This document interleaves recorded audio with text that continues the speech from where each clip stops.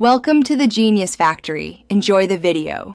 You begin by confirming prerequisites: an active cloud account, billing enabled, and the right IAM role so you can create resources.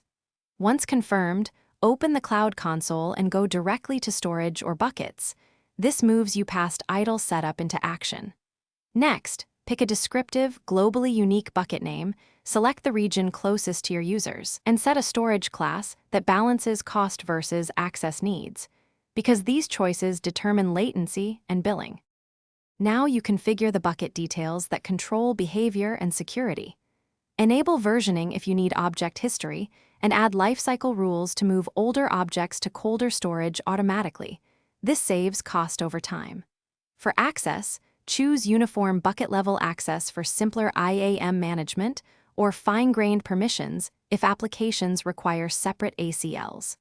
Finally, enable encryption and decide between provider-managed keys or customer-managed keys so you control who can decrypt your data. Finish by uploading a few test files using the console, CLI, or SDK, and then verify metadata, permissions, and lifecycle behavior. This proves the setup works as intended. Once done, test downloads, and if your site fetches objects directly, confirm CORS and public access settings. If something fails, start troubleshooting.